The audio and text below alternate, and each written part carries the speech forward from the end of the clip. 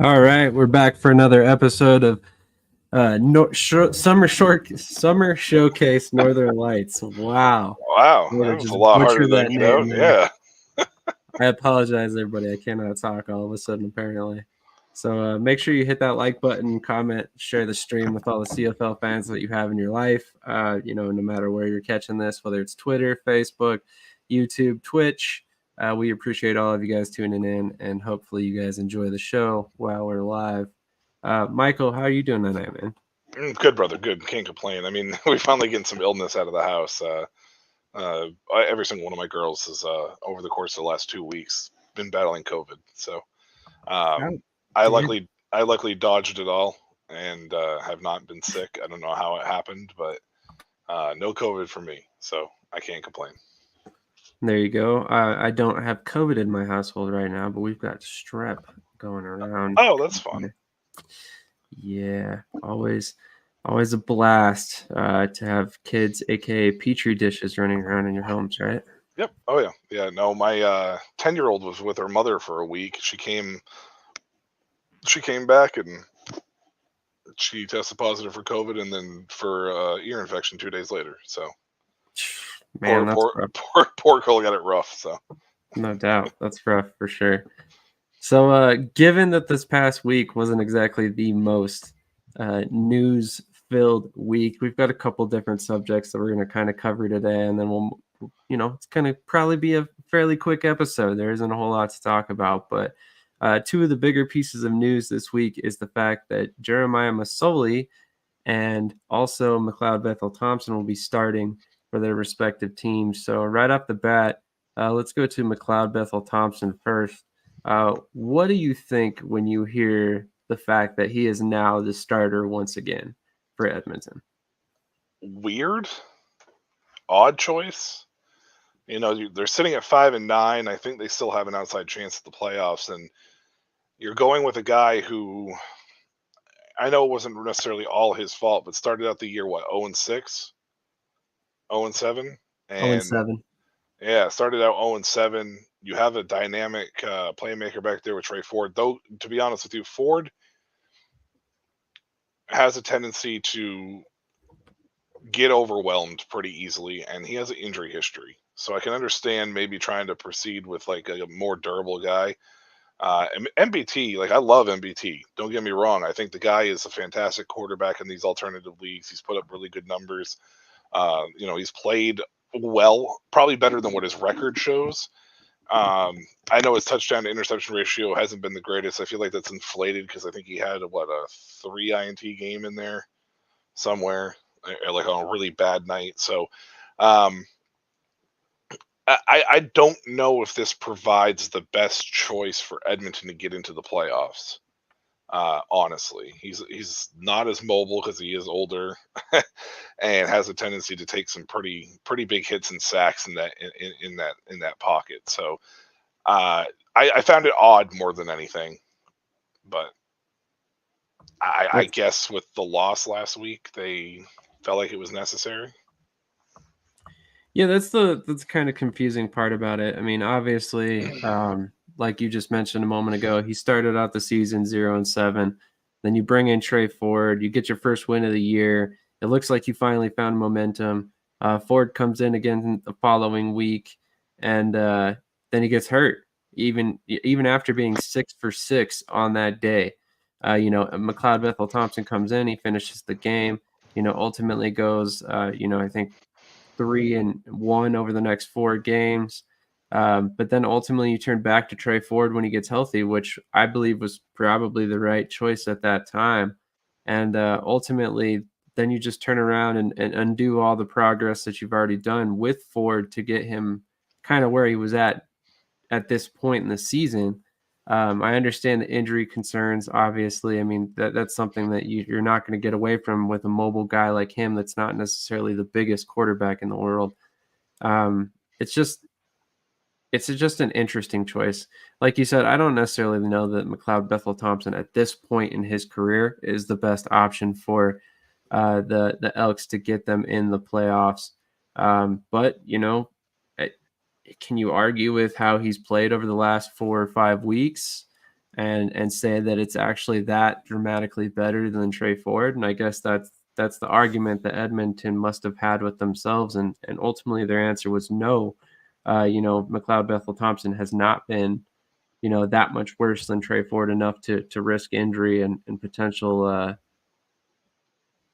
poor play by Ford and, kind of undo some of that progress that I just spoke about a little bit ago. But yeah, interesting decision. I was hoping that Ford would continue on as the starter, and I'm really kind of confused what they saw from McLeod Bethel Thompson this past week that showed them that he should start the following week.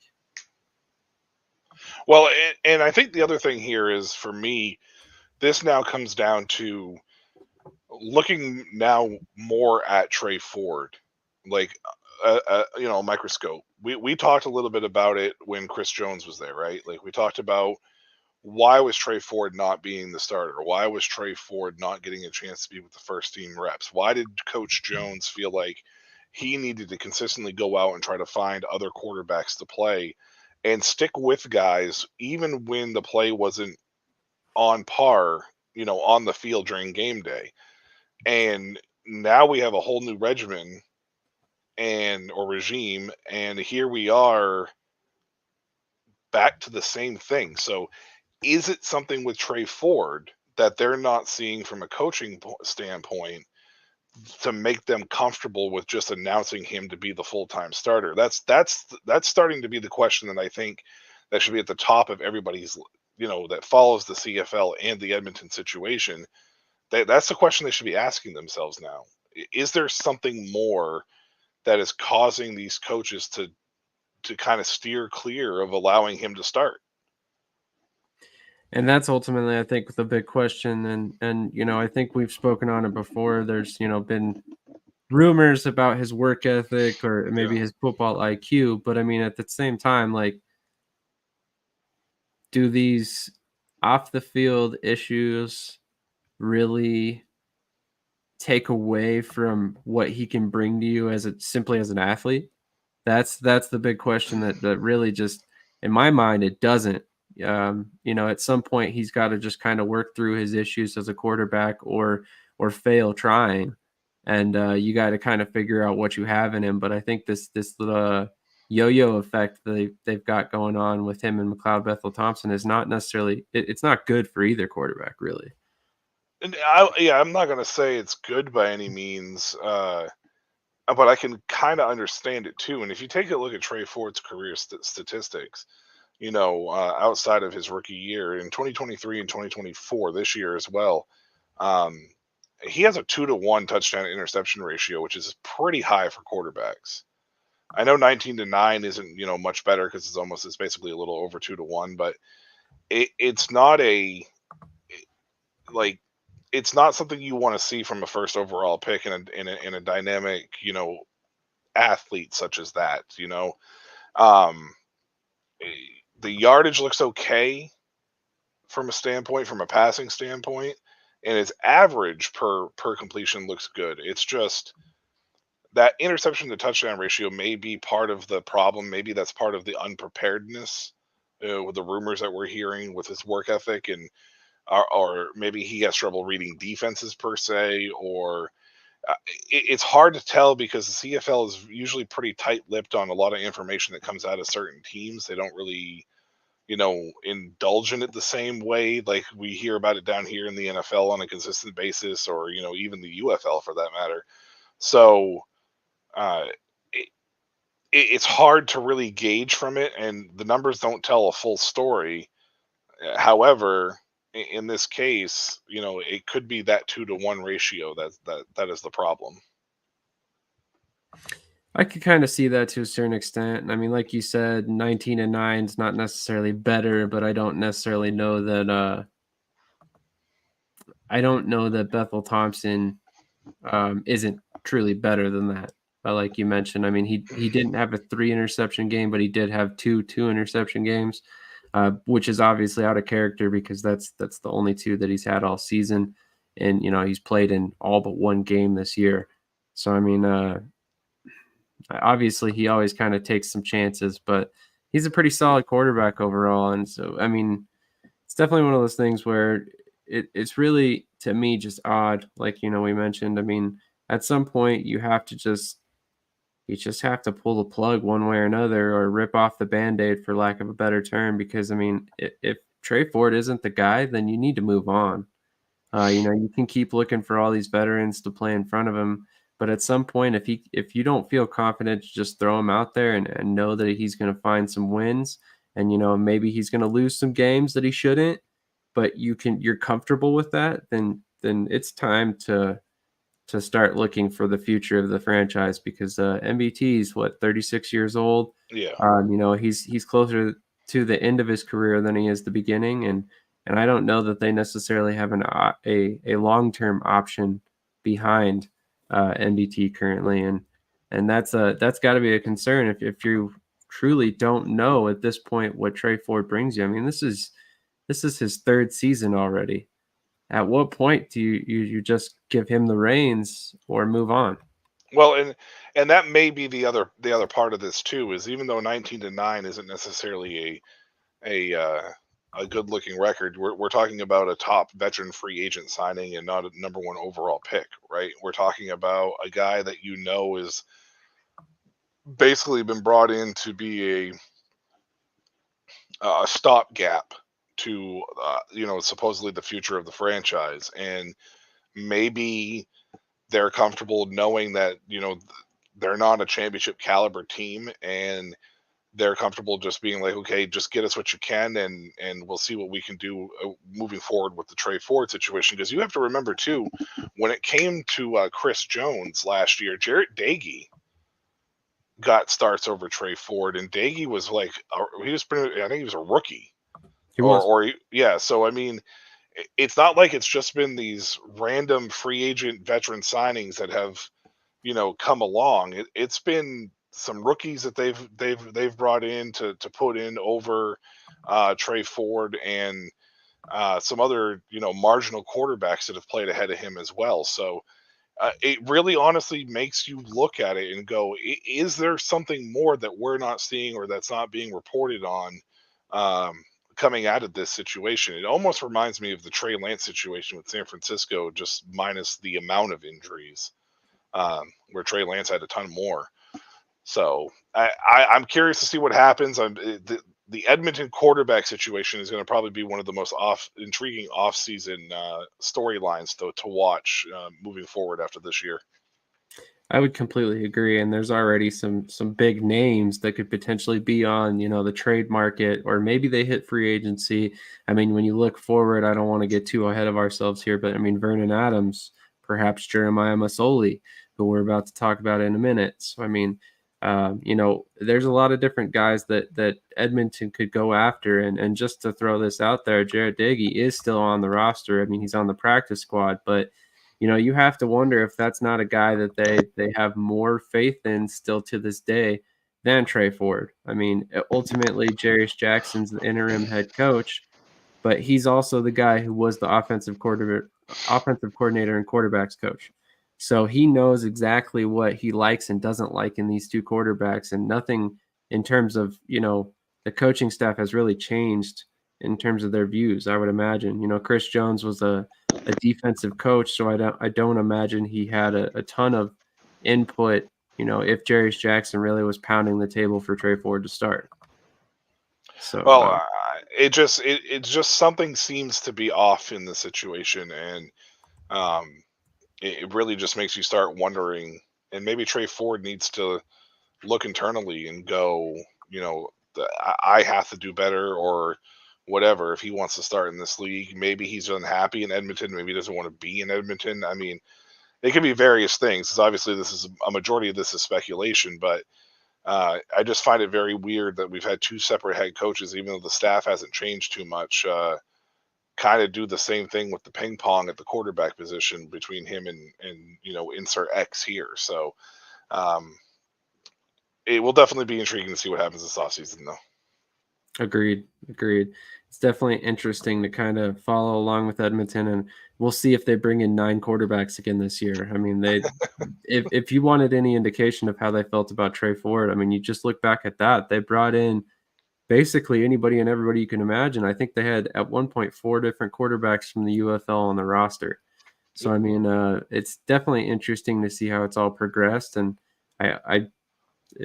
it's just odd. It's just odd. But, behind him, there's Dakota Prukop, who I really don't think anybody in the CFL is going to start ahead of anybody, really. He's kind of that third down short yardage option. And then, like we mentioned a moment ago, Jared Daigie's the only other option on the roster. So you have to wonder what's going to happen at quarterback for them this offseason. Like you said, that's going to be a really interesting position to watch. But real quick, before we get to Jeremiah Masoli, we're going to run a quick commercial, and we'll be right back. This is Current. It's the card my parents used to pay me for mowing the lawn, running errands, and doing well in school. Oh, wow. This is the card I used when we got the idea to make our own clothes. And we spread the word, drove downtown, and sold everything we made. This is the card I use to do the things that really matter. This is Current. Visit current.com and download the app for free today.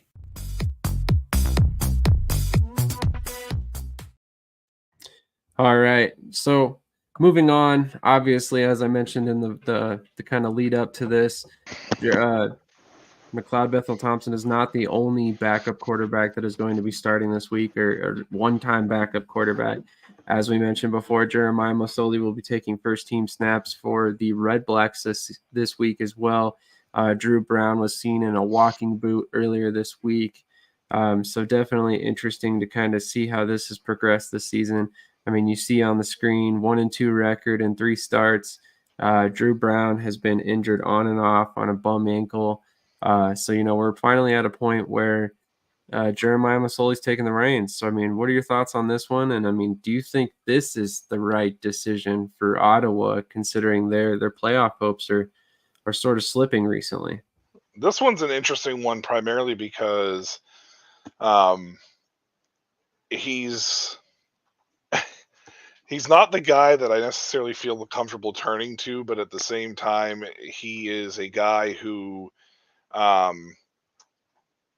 you kind of have to turn to, right? He's had success in this league. He's been a successful player. It's just that the oft injury, being on the injury report on a pretty consistent basis. So, if you say his name 3 times in a mirror, I'm pretty sure he ends up getting a concussion or, tears an elbow tendon or something. But with Drew Brown being banged up, it's kind of weird that, you brought Drew Brown in to be the leader of this team, and he's basically in his first year having the same issues that Jeremiah Masoli's had for the last 4. So it's a situation that's tough for Ottawa because I feel like you don't really have a choice but to go to Masoli. But I really wouldn't feel comfortable with it, to be honest with you, just because you just never know. I hate to say it, but because I don't really like to use the word injury prone, but dude is made of glass basically in the last 3 to 4 years. So it could be one hit, and next thing you know, you're running with a QB3 out there that you weren't comfortable with. But he has experience with this team. There's a lot of stability with this team. This team knows him. They trust him. He is a leader. He is a team first guy, which is awesome. It's just going to be whether or not he can stay healthy. So it's going to be a cringe factor every time he gets hit. But I don't really think they have much of another choice to make here, unfortunately for that organization. Yeah, I don't think you turn to Dustin Crum, obviously, in this situation, because he didn't do much when it came to the actual passing game last season. The vast majority of his value is on the ground anyway.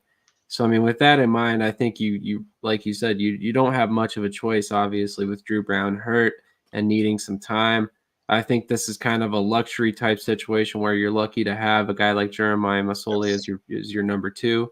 And I think that, quelling some of those concerns about his injury history and his health is the fact that you do have Dustin Crum, which, I mean, he is an experienced quarterback, even if you don't necessarily feel more confident in him over Masoli.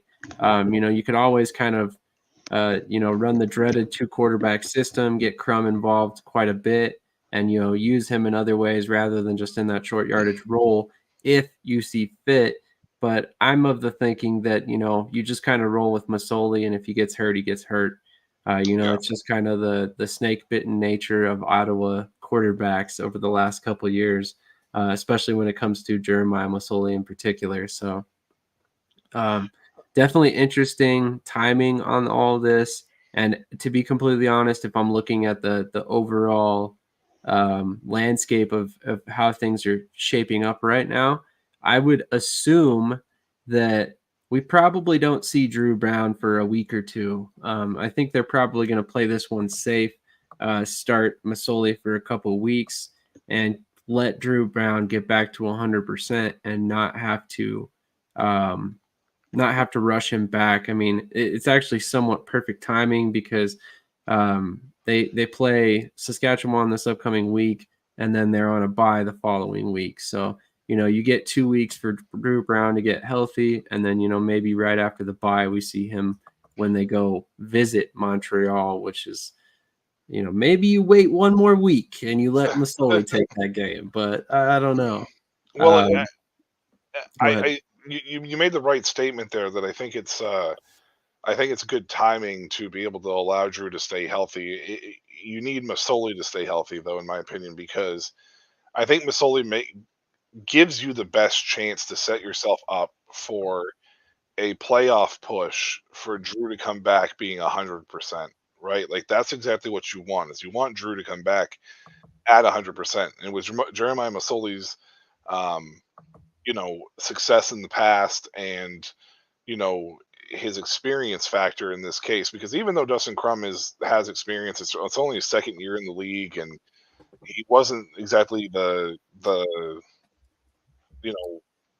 easiest to trust last year, especially down the stretch. And here you are in a playoff race where you want to make sure that you don't let this slip away from you this late in the year.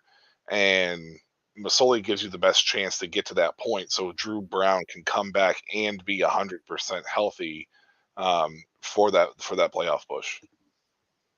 Absolutely, and that's kind of my thought process here. Is you bite the bullet now. You've already got 8 wins. You've put yourself in a position where you're most likely going to make the playoffs. Pretty much no matter what happens, obviously that could change as things kind of progress throughout the season. But, I think this is definitely a safe gamble, quote unquote, to make in this particular point. If this is a couple weeks later in the season, maybe you don't necessarily make this decision. But I think this is the right choice here. I mean, like I mentioned a moment ago, the past couple seasons, I believe it's been 6 seasons now, basically since 2018 when they got rid of Trevor Harris. Ottawa has struggled to find any sort of consistency from the quarterback position. And I know Drew Brown, at times is not necessarily lighting the world on fire. In fact, we had a conversation in one of my group chats this week about how boring he has been to watch recently. And I'll say the same thing now that I said then. I'll take boring wins over exciting losses any day. So I've personally enjoyed watching Drew Brown because he's completely changed the dynamic for the Redblacks. And I know it's not all him. And I don't want anybody to think that I'm, discounting the fact that we brought in a very talented wide receiver group. We had a really, really top flight running back a couple weeks ago before we let him go. But I think without Drew Brown leading the ship for much of this season, I don't think you necessarily have 8 wins at this point.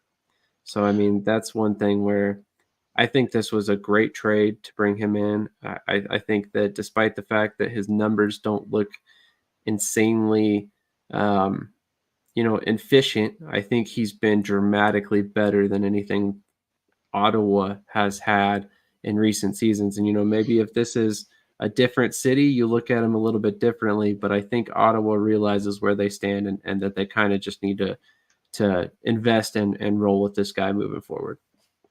Yeah, well, I think it's also a fact that I don't know what a ton of people really necessarily expected either. Drew Brown is getting his first chance to start. So by all, by all means and all intents, purposes and stuff, he's basically a rookie, right? Because he's learning a system by himself for the first time. He's getting the chance to start where he doesn't have to have a pretty reliable starter in front of him. He's getting an opportunity and chance now to show that he belongs in this league. And I'll be honest with you, I think he has. Boring or not, he's won games. He's, what is he, over 3,000 yards, 4,000 yards on the year, something like that, and 3,000 yards this year. And, so it's not like he hasn't done enough to be a starter in this league. I'd like to see the touchdown numbers up, but Ottawa ran a lot. They relied a lot on the run game throughout the course of most of this year. So they haven't had to rely on him to score the touchdowns. And to be honest with you, that's what you need, at least in a guy that's in his first year. He needs to take the leap the second year. But right now, boring is going to get you consistency, and consistency is going to get you a superstar if you keep with him. So I agree. And that's one of the things that I look at is, you look at some of the quarterbacks that have been around the CFL, and none of them seem to really light it up when they first become, full-time starters. So I'm kind of wondering if he doesn't look a lot better next season. But one thing I wanted to throw out there as well is Ottawa's had a total of 39 red zone opportunities, and they've only scored 16 touchdowns, but the vast majority of those were run in by Dustin Crum, who I believe has 10 rushing touchdowns on the season, if I'm not mistaken.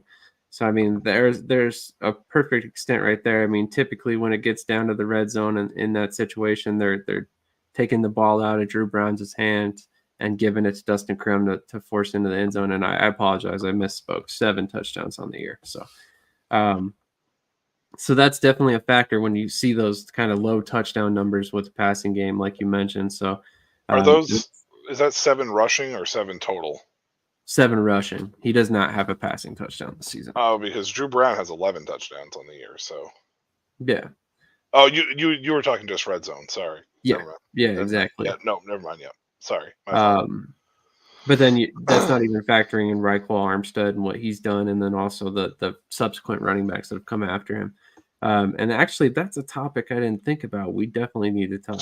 Yeah, we could talk about it right now. I mean, we're on Ottawa for sure. So yeah, I don't think we kind of glossed over it. I mean, we talked about it, but we didn't really dive into it too much. But you didn't know that he had been released when I talked to you last week. So that's true. That's true. So you were definitely the one that to inform me, as crazy as that is, considering I cover Ottawa.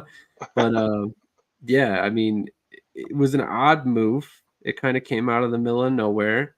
And then what he went and did the following week with Saskatchewan, once he was signed by them, it really makes you wonder, like, how could you possibly have released this guy? He set the CFL record for a running back in his first appearance with a new team. I believe is what I sent you. I believe you're correct. For the rushing yards in his game. I don't understand it.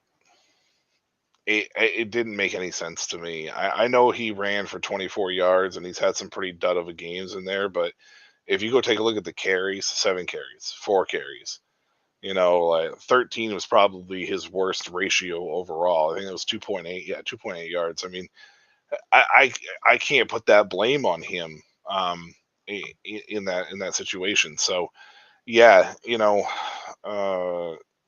huge mistake, very strange move in my opinion to move away from Reichel in this offense, but I guess they weren't seeing enough in their opinion. Yeah, I know it's partly that, and then partly some of the hothead stuff he's done throughout the season, like getting ejected earlier in the season, for sure, and stuff like that. But it's not lost on me that we haven't done a lot of winning since we released Armstead, so that's definitely a concern. I mean, obviously, you see right here, he left in week 13. I think Ottawa's 0-3 since then. So I mean, that's definitely a big concern, especially if you can't find some sort of consistency in the run game going forward. But then for him to come out and just have that massive game for Saskatchewan, and for them to bring in another piece that could potentially push them into the playoff hunt, it's just it's crazy to me that it's like the biggest slap in the face to Ottawa for letting him go. But at the same time, I'm happy for him. I would like to see him find success. Obviously, he's bounced around a lot in his career, and maybe we're kind of seeing why now that he's been released by Ottawa after getting a real legitimate chance to be the guy. But yeah, I mean, Saskatchewan's got one of the most dangerous backfields in the league now, especially once, if AJ Ouellette can come back 100% at any point this year. Well, I mean, Armstead's been through a lot too, almost dying twice in 2020, and going through all that. Like, I want him to succeed just because it's an incredible story. He was on his way to being an NFL running back that had a consistent role, and COVID hit and almost killed him. So, twice. He never recovered from it, and eventually, and they moved on from him, and he kind of bounced a little bit, did some of the UFL stuff, but I think the CFL is a perfect spot for him, and he could find a home up there. So I hope he can stick somewhere, and I hope he can continue the success. I have to ask, since Raquel's been released, what has Ottawa done in the run game? What do those numbers look like? Because I can't imagine those numbers are all that good. So no, and actually, let me pull it up real quick. Kalen Laybourne has been our starting running back for the most of the time there. And Laybourne, if I'm not mistaken, was released by Toronto early in the season this year. So he was kind of like a guy that was floating out there available for us to go get. And, always got to wonder why was that guy just available? It wasn't like he was just released. It was released before the season. But he's actually, he's total stats wise here. I'll go ahead and just pull it up for you. 3 games, a little over 200 yards rushing. He's also got 11 receptions for 50 yards. So, not terrible at all. But, at the same time, I don't know that he necessarily brings the same energy that Raquel has earlier in the season. And I know, obviously, he's not the only issue. But, it's just interesting to see. Like I said, Armstead leaves, we stop winning. He goes to Saskatchewan, they start winning again. So you have to really wonder. There's something there as far as what his effect on the team. Do you know Callan Laybourne's backstory? I do not. Former 5-star recruit, went to Florida State. Was at Florida State for a little while, had character issues, ended up leaving Florida State, went to Marshall, did not report to Marshall right away, and then spent 2 years, I don't know, doing something. It feels like it was forever. Bounced around, disappeared, ended up at Marshall finally, and played in his last year there. I believe, if I'm correct, he's like 26, 27 years old as a rookie. He's pretty old.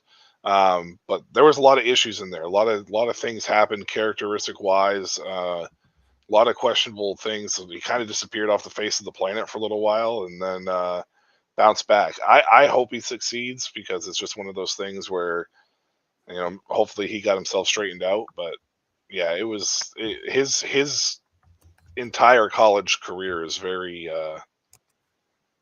mysterious, needless to say. Yeah. If you could deep dive into it, and I'm sure I missed, some key things in there, because it's just, at one point in time, there was literally like a thing trending, like, where is Callan Laybourne? So nobody knew where the hell he went. So, all right, yeah, interesting. I was not aware of that. Ran off and joined the circus or something. I don't know. Like, maybe he's really good at the trapeze, man. He could be, but he's a pretty solid running back. But yeah, there was a lot of issues there, a lot of things that were just confusing to a lot of people. I agree.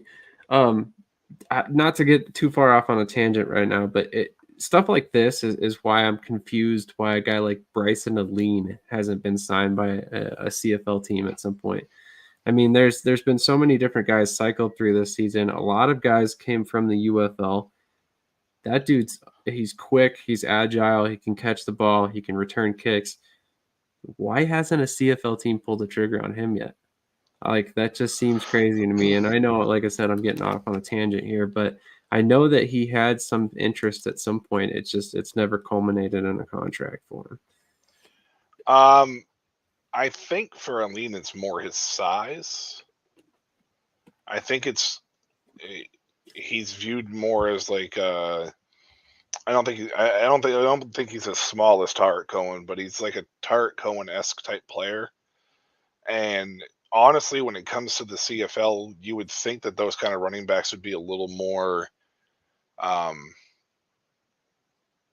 guess, successful. But at the same time, like, I feel like with the 3 downs, it probably makes it a little bit harder to try to incorporate an offense with those kind of guys in it, because it's not a there's not a chance you can run the ball 2 times on a drive unless you have a really good run game going, right? Like, you're not going to run it in a set of downs twice. Usually, it's 1 run and a pass, and then hopefully you're not punting, right? So, I think it makes it a little bit harder for a lot of those guys to catch on somewhere.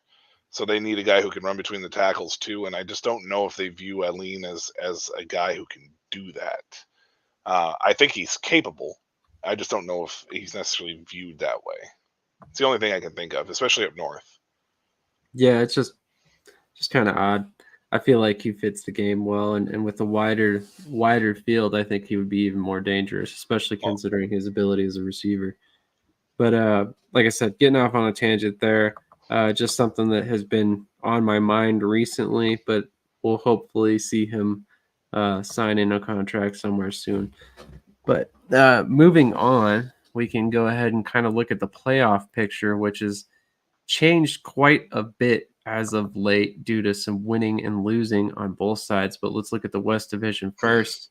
Obviously, what sticks out to me right here is Winnipeg has all of a sudden decided that they like to win games again. They're on a streak too, if I remember correctly. What do they have won? 6 of their last 7? Something like that. Or 5 of their last 7?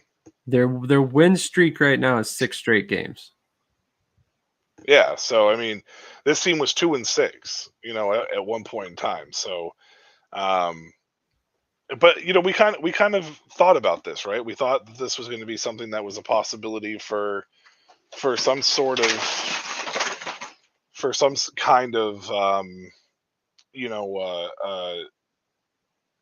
streak of this nature for a team like Winnipeg. Like, they're too veteran based, they're too talented. They returned a large chunk of their players. So even though they were picked apart a little bit here and there, the offensive line didn't mesh at the beginning of the year. So it really just came down to whether or not they can get this offensive line together. And it feels like they're finally hitting their stride in their ability at this point in time. So that's kind of where I think why we're seeing this win streak all of a sudden with Winnipeg.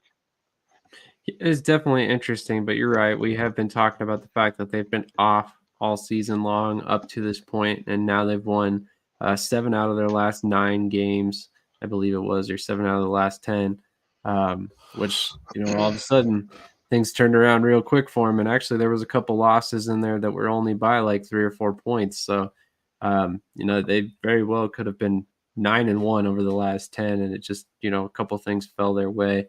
But it's kind of interesting how things have fallen over the past couple of weeks. There's been some really streaky play in both divisions, and it's not just, the West Division with Winnipeg. I mean, if you look at the East, Hamilton and Ottawa have kind of gone opposite directions recently. It's interesting to see how this season has progressed over and over again. Even Saskatchewan went on a losing streak for a while. BC, same thing. They're 500 currently. What's more interesting, and we were talking about this off camera a moment ago, and we can kind of get into it a little bit more. with this graphic pulled up, but Montreal is still the only team that has clinched a playoff berth. And I believe it's been 3 weeks now that they clinched that berth, and no other team has clinched since.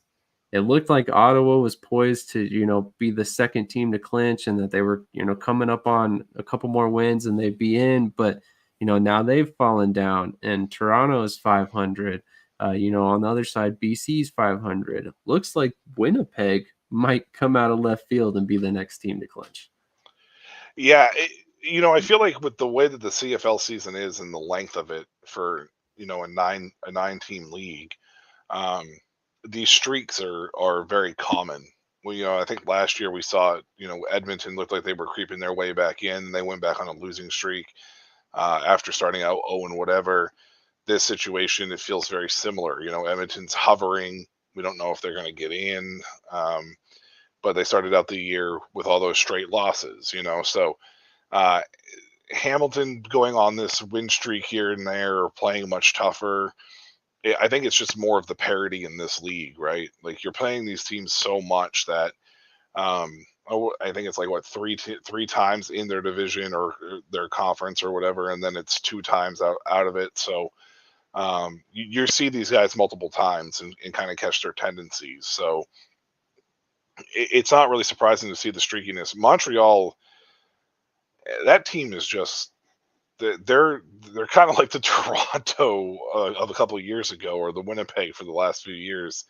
They're just so loaded with talent at almost every position that it's hard to imagine them really losing games. So when they lose 2 games, you kind of go, wait, what happened? So it doesn't surprise me that they've clinched. I think it's just more surprising at the length it's been since the second team has clinched, more than anything else.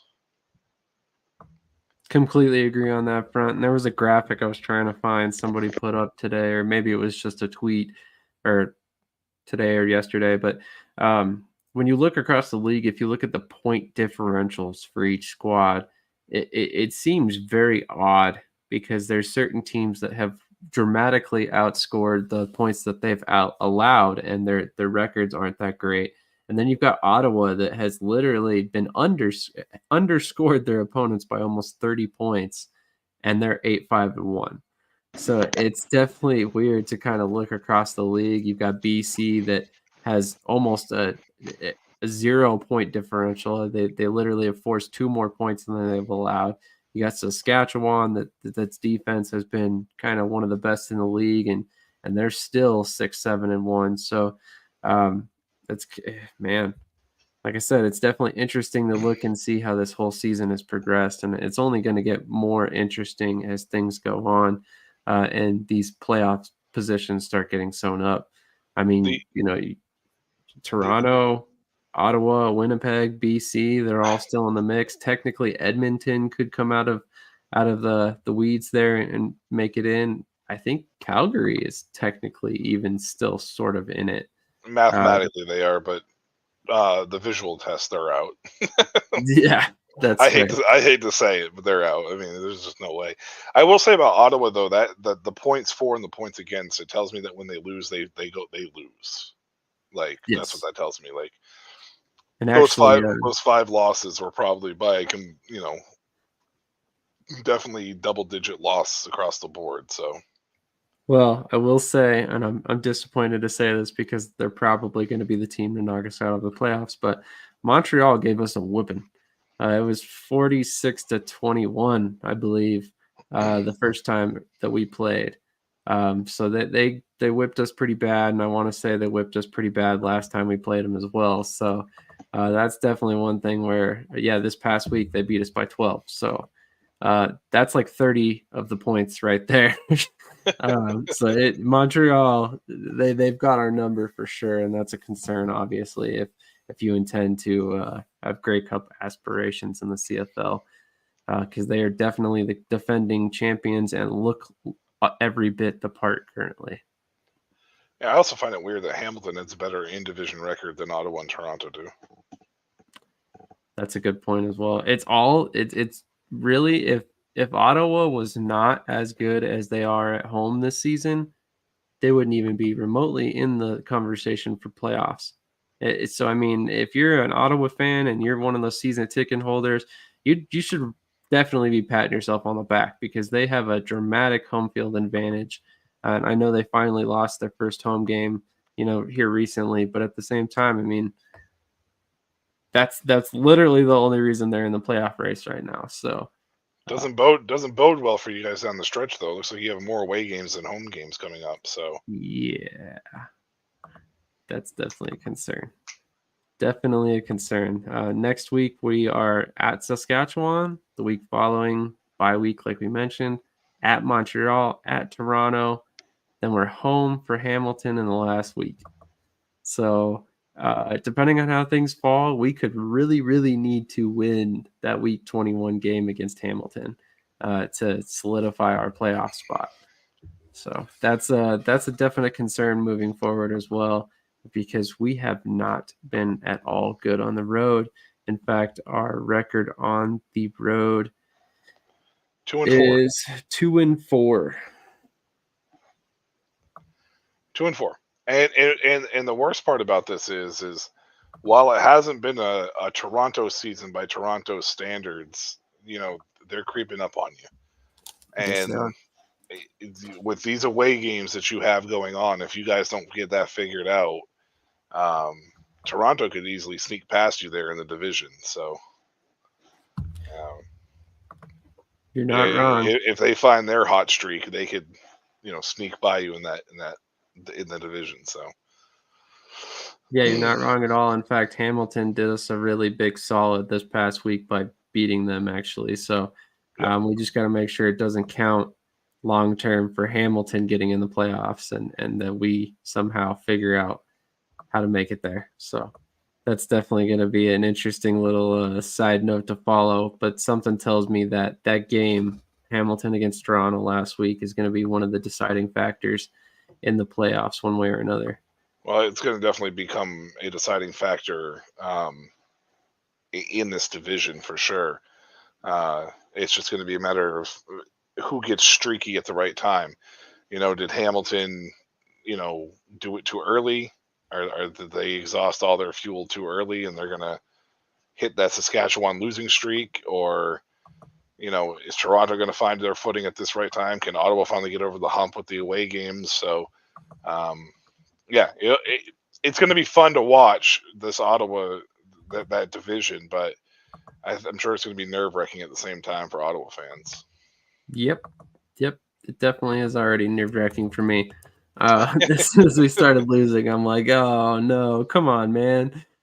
But we'll see how things go. I'm definitely concerned about our future, though, like you said, with the fact that we finish up on the road quite often. So that's going to be a definite concern, especially considering you look at the way Hamilton's schedule breakdown, and they've got a very beatable BC team. They are at home against Winnipeg, which probably a tough game for them. They have a bye week in week 19. They're at home against Calgary, and then they're on the road against Ottawa. So depending on how things fall for them, we could realistically be playing for that last playoff spot. It's just that are they getting hot at the right time? Exactly. That's ultimately at this point in time when it comes to this little playoff push, it's boiling down to who is the hottest team. And if there's anything that football has ever told us or taught us is you don't have to be the best team, you just have to be the hottest team at the right time. That is absolutely correct. Speaking of hottest team at the right time, let's go ahead and get into our betting segment for next week. We've got a very hot Edmonton team versus a very hot Winnipeg team over the past couple of weeks. Edmonton is a 4.5-point underdog here, and Winnipeg is the favorite at home. What are your thoughts on this game? This is a rematch from last week. This is a different starting quarterback this week, though, with MBT and under the helm for Edmonton. Unfortunately for MBT and Edmonton, they're traveling to Winnipeg. Winnipeg's on a 6-game win streak. They're the hottest team probably in the league right now.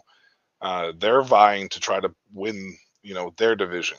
So they really can't afford to let it slip, to Edmonton at this point in time. And I don't think they're going to. I think they're going to probably get another win here. Probably control the game from start to end. It's going to be, I think this could be high scoring though. I'm taking Winnipeg on the over and to cover the spread. I think that this game is going to be like 37-28. Remember last week when I predicted that Edmonton was not going to score very many points, and you questioned me about it? Yes, I did, and they did not. They scored what, 13?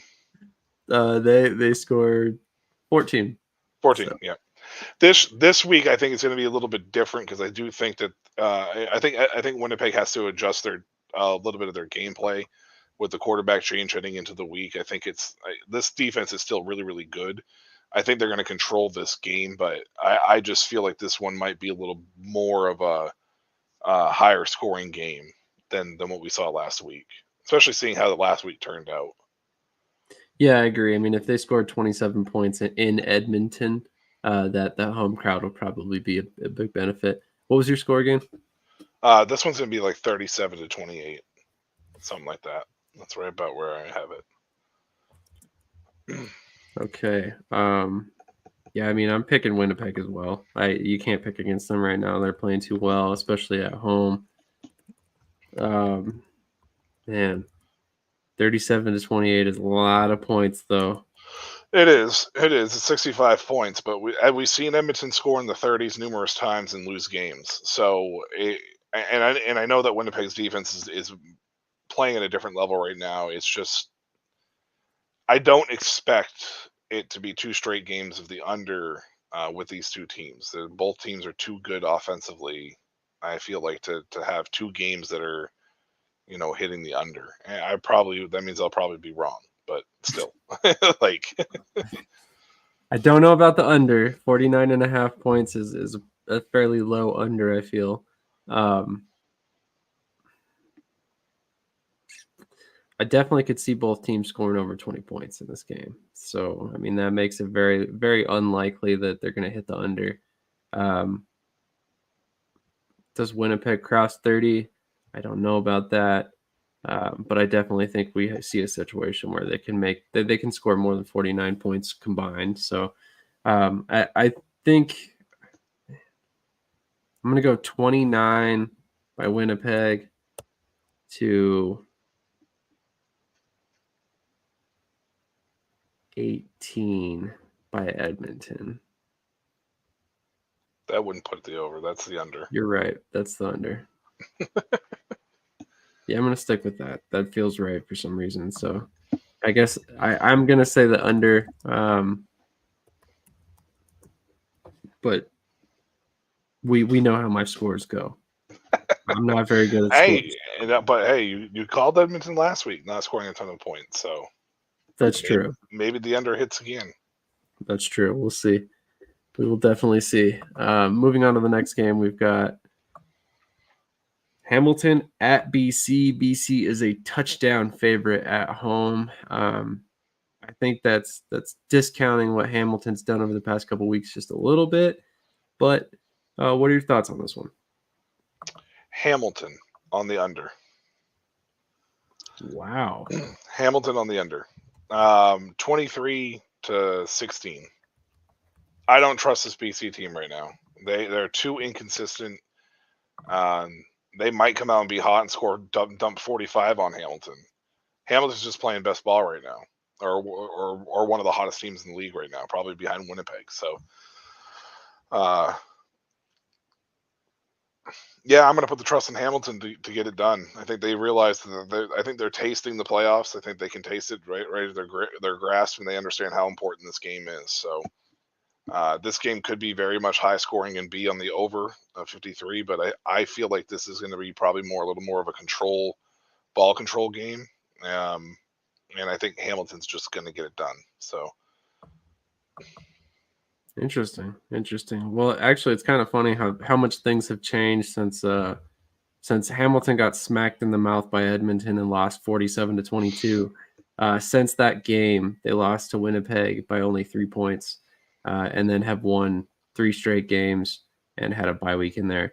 During that 3 straight game win streak, they have scored no less than 31 points. Yep. So definitely think that there's a good chance that we do see Hamilton win in this one. And actually, I think I'm going to pick Hamilton in this one. Yep. I'm going to say Hamilton goes over 30 again. They're going to do, say, 31 points again.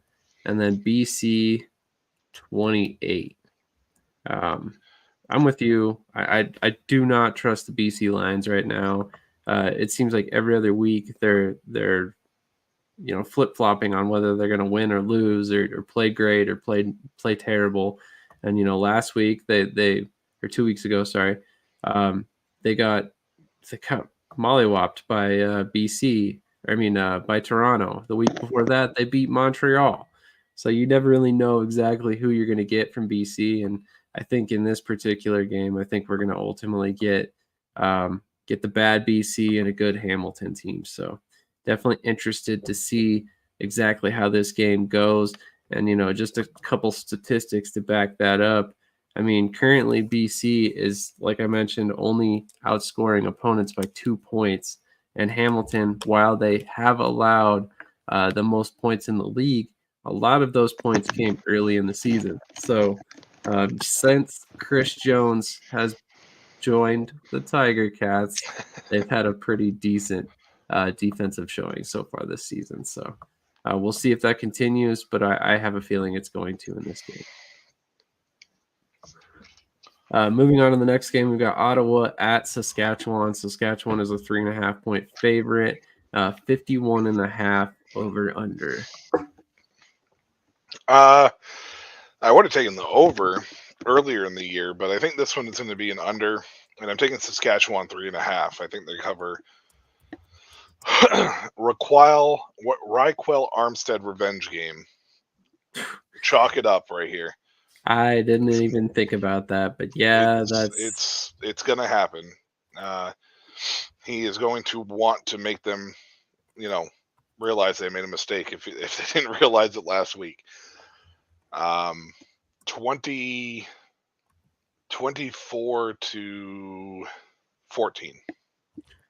24-14. All right. So severely in the under, though. Yeah, I don't. Masoli scares me primarily because I just don't know what his health is going to be like. Like, he's a good player. The Saskatchewan defense is a tough defense to be coming in and being the starter in.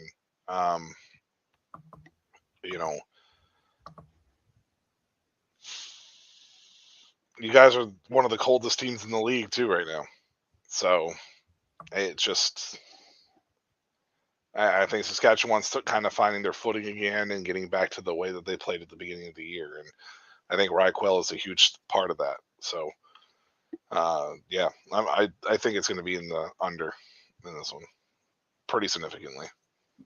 That's definitely fair.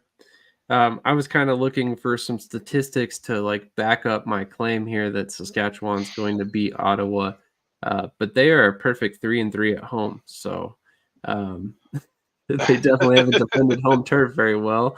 But with that in mind, I trust Saskatchewan's defense a lot more than I trust Ottawa's offense currently, especially considering the fact that the run game it's decent, but it's not what it was a couple weeks ago with Ryquell in there. I personally think that you lose a bit with Jeremiah Masoli as the quarterback in the passing game. And if he gets hurt, then you basically don't have a passing game at that point. So I'm definitely going to pick Saskatchewan in this one as well. I could also see this game being low scoring.